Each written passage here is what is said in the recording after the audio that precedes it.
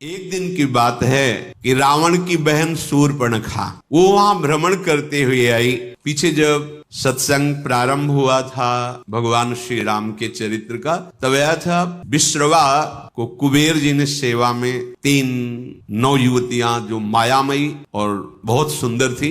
एक पुष्पोत्कटा और मालिनी और राका। पुष्पोत्कटा से रावण कुंभकर्ण, मालिनी से विभीषण और राका से ये शूर्पणखा और खर, इनका प्रादुर्भाव हुआ था। विश्रवा जी पुलस्त जी के ही अंश से प्रकट हुए थे। उत्तम ब्रह्म ऋषि हैं जो ब्रह्मा जी के मानस पुत्र कहे गए हैं, पर क्रोध भाव से कुबेर जी के साथ द्वेष करते थे। प्रारंभ में सुना था उस भाव का प्रभाव हुआ कि माता राक्षसी कुल की थी, तो ये राक्षस स्वभाव वाले प्रकट हुए। पर बड़ी विचित्र लीला, उनमें से विभीषण जी भगवान के परम भक्त। तो ये बहन ही हुई, पिता एक ही है और माता अलग अलग है। ये घूम रही थी, पता नहीं कौन सा सौभाग्य भगवान पर इसकी दृष्टि पड़ी और मोहित हो गई। यद्यपि ये बड़ी भयावनी और राक्षसी स्वभाव की, उसने देखा भगवान श्री राम को तो हृदय में विकलता हो गई। ऐसा सुंदर रूप, अपने को रोक नहीं पाई। प्रणाम है भैया, भगवान के रूप में कौन नहीं मोहित हो जाएगा,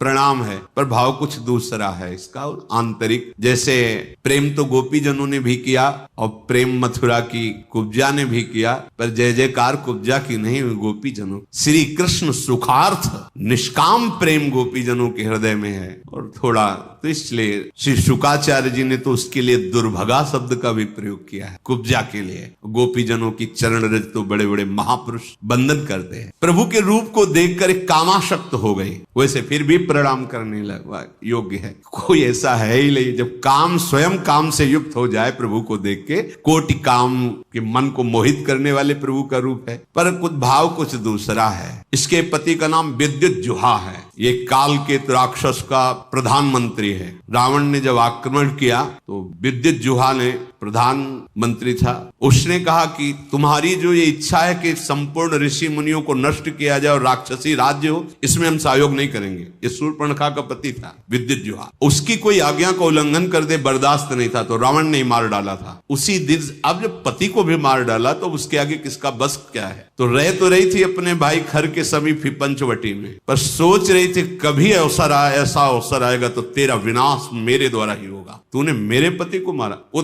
राक्षस तो था विद्युत जुहा, पर धर्मयुक्त था। वो कहता ऐसा नहीं, आप ऋषि मुनियों को मारे, राक्षस राज साबित करे, इस पे हम आपका सहयोग नहीं करेंगे। तो मार डाला उसे, क्योंकि जो अपने स्वार्थ में अंधे होते वो रिश्ते नातों का सम्मान नहीं करते। अब ये स्त्री शरीर में थी तो राक्षसी, पर मन मारे बैठी थी कि कोई हमें ऐसा।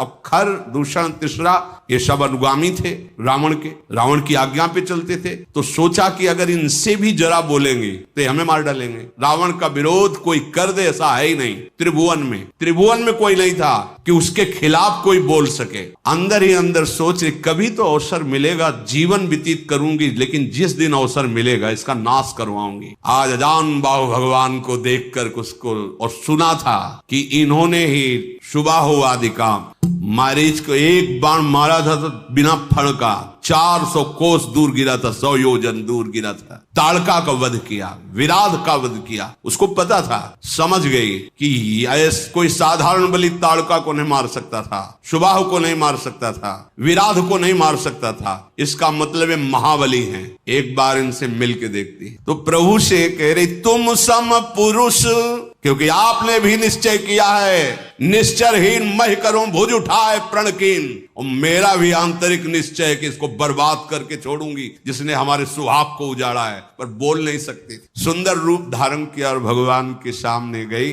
और मुस्कुरा कर बोली, तुम सम पुरुष नमो सम नारी, यह संजोग विधि रचा बिचारी। आपके जैसा पुरुष नहीं, मेरी जैसी नारी नहीं, बड़ा सुंदर संजोग है, स्वीकार कर लो महाराज। मम अनुरूप पुरुष जग माही, देखूं खोजी लोक तिहु नाही। ताते अब लगी रहूं कुमारी, मनुमाना कछु तुम्हीं निहारी। मेरे लायक तो आप ही हो, तीनों लोक में कोई नहीं है मेरी जोड़ का, ये रावण का विनाश का संकल्प कर सके। आपने भी किया है और मैंने भी किया है। बड़ी गूढ़ भाषा है। वैसे अब तक मैं कुमारी हूं, किसी का वरण नहीं किया, आप हमें स्वीकार कर लीजिए। तुमको देखकर मन मान गया है। भगवान सीता जी की तरफ देखे हुए मुस्कुरा दिए। सीत ही चित ही कही प्रभु बाता, जैसे तुम कुमारी हो ना, आहै कुमार मोर लघु भ्राता।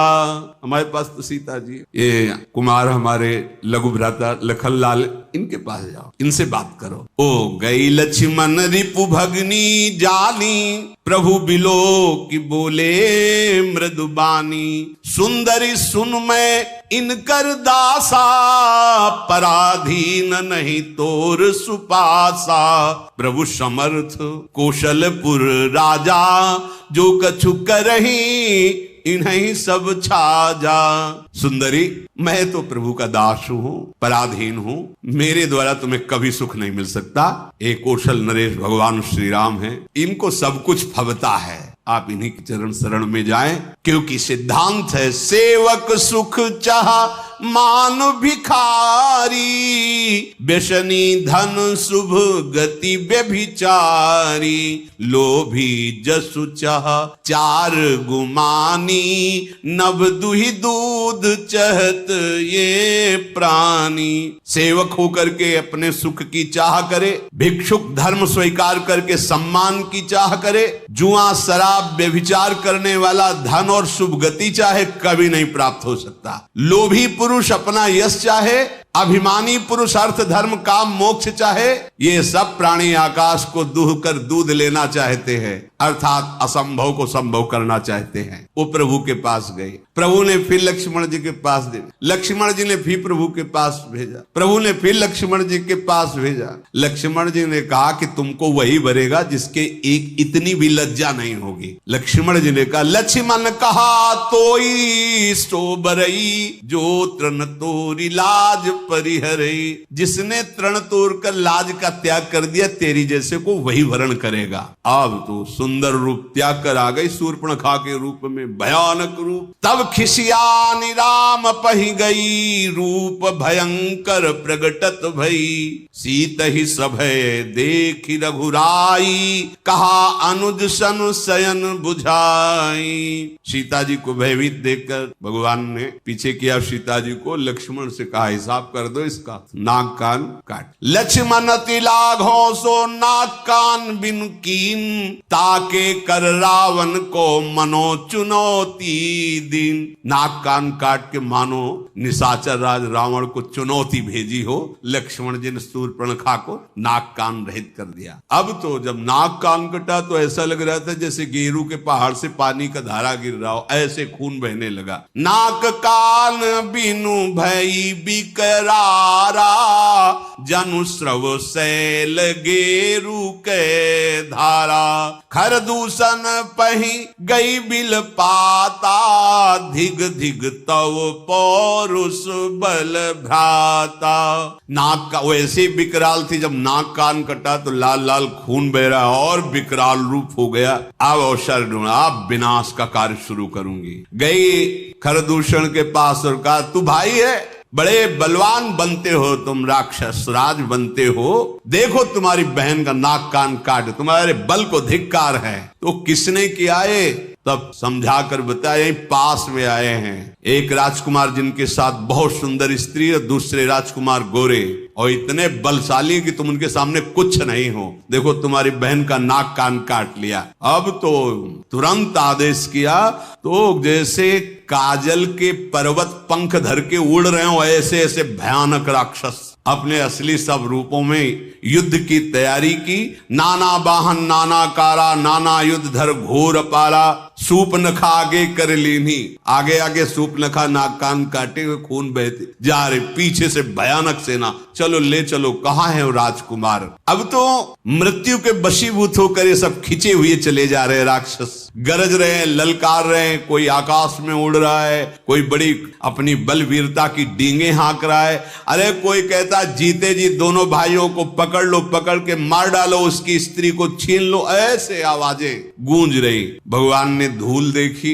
लक्ष्मण से कहा राक्षसों की भयानक सेना आ रही, तुम सिया जी को ले जाओ और कंदरा में गुफा में छुप करके रहो, सावधान रहना, बड़े मायावी राक्षस हैं ये। लक्ष्मण जी धनुष पर प्रत्यंचा चढ़ाकर बाण लिए हुए सीता जी को आगे करके गुफा में जाके सीता जी को विराजमान किया। अब वो राक्षसों की सेना समीप आई, राम जी ने टंकार की धनुष की, तूड़ी से बाण निकाल करके हाथ में लिया। कठिन टंकार सुनते ही कांप गए सारे राक्षस। सारंग धनुष की टंकार भगवान का ये दिव्यास्त्र है। अपने केश पासों को चूड़ा के रूप में, अपने पीतांबर को कमर में कसा। आई गए बगमेल धरहु धरहु धावत सुभट, जथा बिलो की अकेल बाल रवि घेरत दनुज। पकड़ो पकड़ो, मारो मारो, ऐसा कहते हुए खरदूषण तीसरा पूरी सेना सब नजदीक आ गई। जैसे बाल सूर्य जब उदय होते हैं तो मंदेह नाम के दैत्य मानो घेर लिए हो, ऐसे भगवान को चारों तरफ से घेर लिया। भगवान ऐसे मंद मुस्कुराए सबकी तरफ दे। ये पहला बाण है। जी भी मुस्कुराए तो जो सब धनुष बाण और सब अस्त्र लिए थे ना, सबके नीचे हो गए। देखते रहे, इतने सुंदर राक्षस है, मारने आए, देख रहे। खरदूषण ने देखा कि यहाँ तो मारने आए थे, यहाँ तो सब लुट रहे। भगवान को जब देखा तो उसने कहा मंत्री से कि मेरी बात इनसे कहो, कोई ऐसा आज तक मैंने देखा नहीं जैसा इनको देखा है। नाग असुर सुर नर मुनि जेते, देखे जीते हते हम केते, पर हम भरी जन्म सुनो सब भाई, देखी नहीं है सुंदरता। इतना सुंदर रूप तो हमने कहीं नहीं देखा। सुनो, यद्यपि इन्होंने हमारी बहन को कुरूप किया, पर इनको मारेंगे नहीं, बहुत सुंदर। देखो ये बात, भगवान के रूप को देखकर घोर निशाचरों के हृदय में भी प्रेम का स्फुरण हो रहा है। यद्यपि भगिनी कीन कुरूपा, बदलायक नहीं पुरुष अनुपा।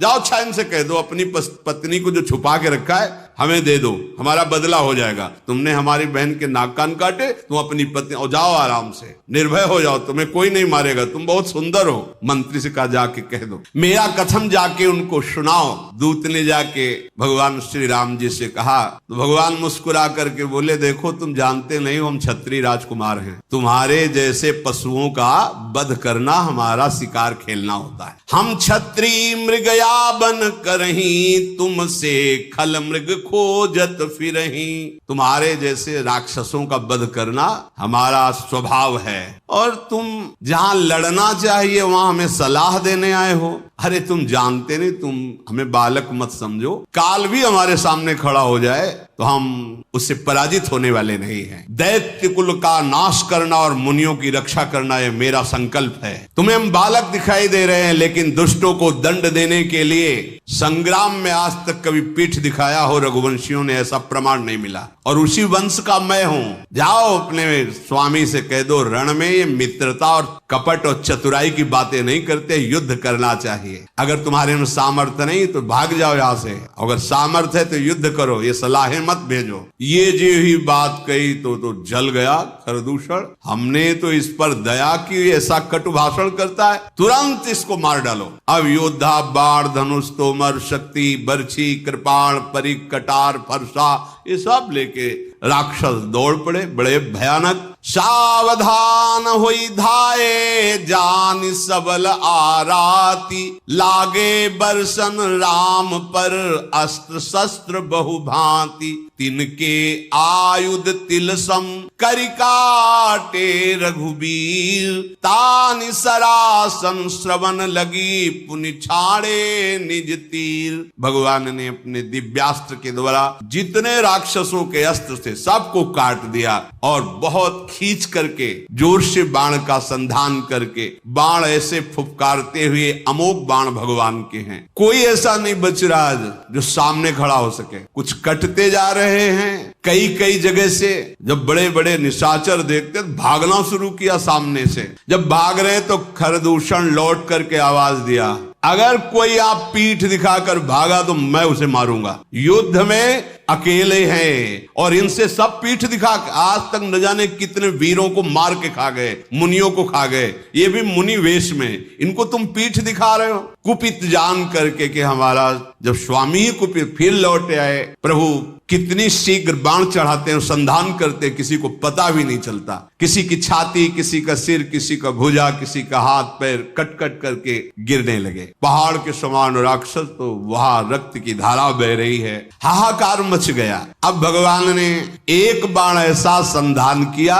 कि सबको सामने वाला राम दिखाई दे रहा है, और वो पूरी भीड़ में राक्षसों की एक बाण सम्मोहन ऐसा कि सामने वाला राम, वो उसको काट रहा, उसको वो राम दिखाई दे रहे, वो उसको आप सही में राम राम कहीं तनु तजहि पावहि पद निर्वाण, करि उपाय रिपु मारे छन मह कृपा निधान। ये राम, वो ये राम, और कहा जा रहे हैं सब भगवान के धाम पहुंच रहे हैं, क्योंकि अंतिम में राम दर्शन और मुख से नाम, यही बड़े बड़े ऋषि जन मांगते, जो ऋषियों को भी नहीं मिलता।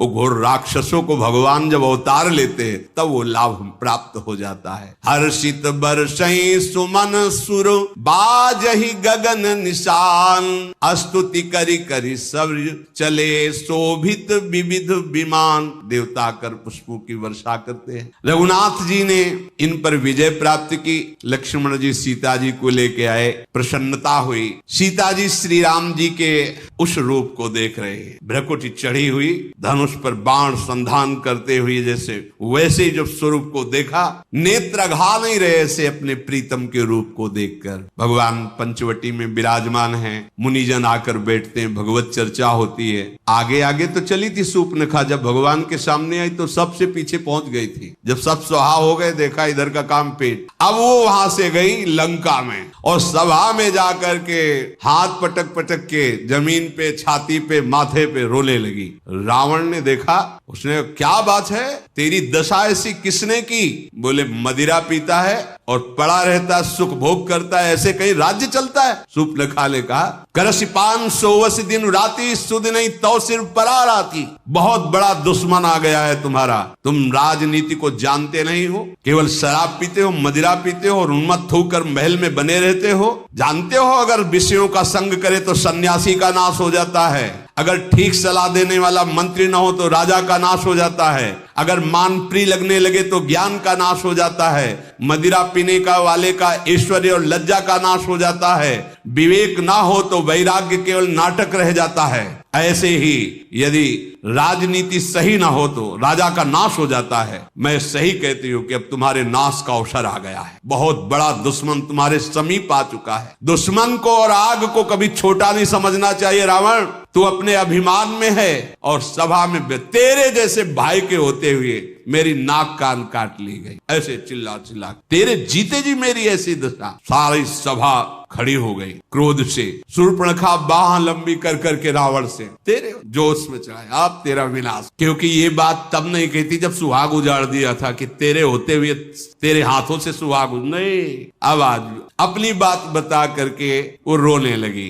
तू ये तो बता कौन शत्रु है त्रिभुवन में, कौन ऐसा जो रावण से भयभीत ना होता हो? कहा है अयोध्यापति महाराज दशरथ के लाडले कुमार श्री राम, लक्ष्मण और बहुत सुंदर उनके साथ स्त्री है, वो आए हुए हैं, जिनकी भुजाओं का बल पाकर अय दशमुख रावण अब कोई भी मुनि तेरे से भय नहीं खाता। देखने में बालक है पर काल के भी वो महाकाल हैं, परम धीर श्रेष्ठ धनुर्धर, महान गुणों से युक्त, महान बल, अतुलित बल प्रताप, द्रोह भ्राता, खल बदरत सुर मुनि सुख दाता, शोभा धाम राम अस नामा, तिनके संग नारी एक श्यामा। दोनों भाई महान बलशाली, परम सुंदर, शोभा के धाम, नाक कान कटे फिर भी कह रही परम सुंदर है वो, दुष्टों का वध करने में समर्थ है, शांत भक्त, देवता मुनि इनको सुख देने वाले हैं, उनका नाम है राम। उनके साथ बहुत सुंदर नवयुवती है। विधाता ने ऐसी स्त्री तो त्रिभुवन में बनाई ही नहीं है जैसी स्त्री है। 100 करोड़ कामदेव भी न्यौछावर हैं, ऐसा सुंदर स्वरूप राम जी का, तो 100 करोड़ रति भी न्यौछावर है ऐसा सुंदर स्वरूप उस युवती का। उन्हीं के छोटे भाई गोरे भाई लखन जी ने मेरी ये दुर्दशा की है। और जब मैं ये बात खरदूषण से कही तो पूरी सेना सहित वहां गए। खरदूषण, तिसरा, इन सब को काट के फेंक दिया, कोई नहीं बचा। शूर्पणखा की बात सुनकर रावण के माथे पे पसीना आ गया। उसने कहा कि सुर नर असुर नाग खगमाही, मोरे अनुचर कहां को नाही, खरदूषण मोहिसम बलवंता, मार सके को बिनु भगवंत। ऐसा कैसे? उस खरदूषण तिसरा को कोई मार सके? ये तो केवल भगवान ही मार सकते हैं, दूसरा कोई मार ही नहीं सकता। सुर रंजन भंजन मही भारा, जो भगवंत लीन अवतारा। ये कोई साधारण ज्ञानी भी नहीं है, भगवान शिव का ये महान अनन्य भक्त है। अब स्वभाव में राक्षसी प्रवृत्ति है। विचार किया उसने कि खरदूषण तिसरा इनको तो भगवान ही मार सकते हैं। और मैंने सुन रखा है ऋषियों से कि भगवान का अवतार होगा जो अपने भक्तों के मन को सुख। दोस्तों, प्रेमानंद जी का यह प्रेम रस आप लोगों को कैसा लगा कमेंट बॉक्स में जरूर बताइएगा। और हाँ, कमेंट बॉक्स में जय माता दी लिखना मत भूलिएगा, ठीक है? और चैनल को सब्सक्राइब कर लीजिए।